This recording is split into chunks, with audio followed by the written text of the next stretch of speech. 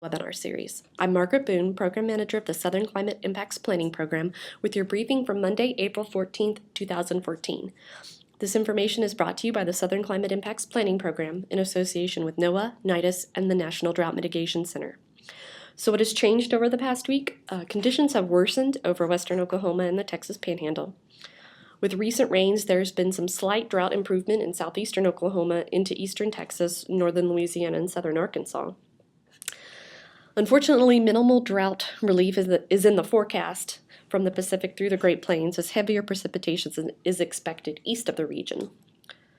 In other news, Oklahoma broke a different sort of drought record.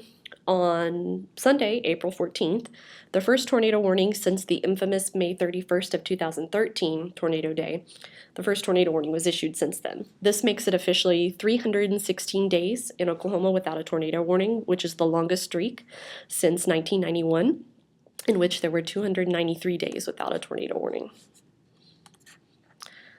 This is the newest drought monitor released Thursday, April 10th. You can see the worsening conditions across the southern plains, as I mentioned, especially across western Oklahoma and the Texas Panhandle. Zooming in a little closer, there has been some expansion of D1 conditions across eastern Nebraska and eastern and central Kansas. Across the south, the D4 conditions have expanded across the Texas Panhandle and western Oklahoma, and across the west, very little has changed since last week.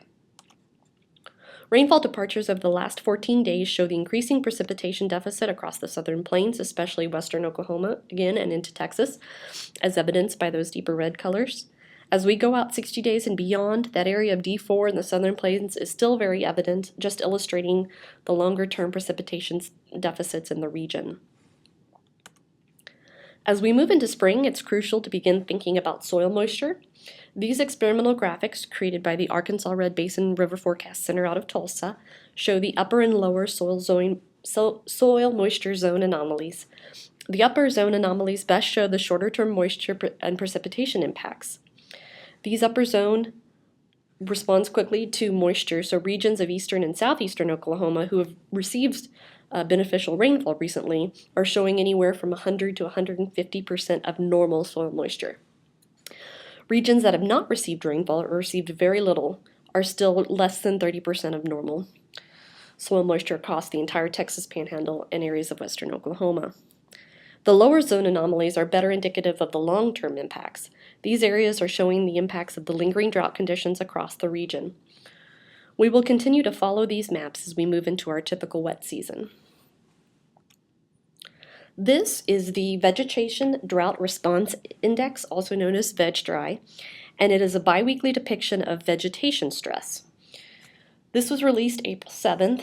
The VegDry indicates much of the southern plains vegetation is in at least pre-drought or greater drought conditions. Since the growing season is just starting in much of the region, the current depiction is very heavily dependent on precipitation. But as we move into later spring, we will watch to see if vegetation conditions improve across the region or not. The 5-day outlook shows the possibility of precipitation across parts of the southern plains, specifically Kansas, and points east into the eastern seaboard. Temperatures are expected to be below normal across much of the United States, with areas along the West Coast and Four Corners region seeing above normal temperatures. The 6 to 10-day outlooks, valid Saturday, April 19th through Wednesday, April 23rd, show a continuation of the above normal temperatures across the western U.S. while expanding the area toward the plains. Areas along the Great Lakes in the far northeast, as well as areas along the Gulf Coast, may see below normal temperatures. Precipitation may be above normal across the northern tier of states and along the eastern coast, as well as portions of the southwest, especially southern New Mexico and far west Texas. An area of the high plains from Wyoming back to northern Kansas may see below normal precipitation. The CPC 3-month outlooks remain the same as last week. Equal chances of above or below normal precipitation conditions prevail across much of the United States, with the exception of below normal precipitation possible across California and the Gulf Coast, and above normal precipitation across a small portion of the Tennessee Valley. The majority of the West Coast and South could see above normal temperatures, with below normal temperatures possible across the Great Lakes. The monthly drought outlook is also the same as last week and was issued March 31st and valid for the month of April. Shows mainly persistence across drought-stricken areas, with a few areas in the eastern plains seeing possible drought improvement. As always, please join us for these briefings and full topic webinars. For more information, please visit our SCIP website, southernclimate.org, to register for more information if you haven't already. These briefings will be posted to the SCIP YouTube channel as well as our website. Please like us on Facebook or follow us on Twitter at skip_RESA for more information. We thank you for joining us and have a great week.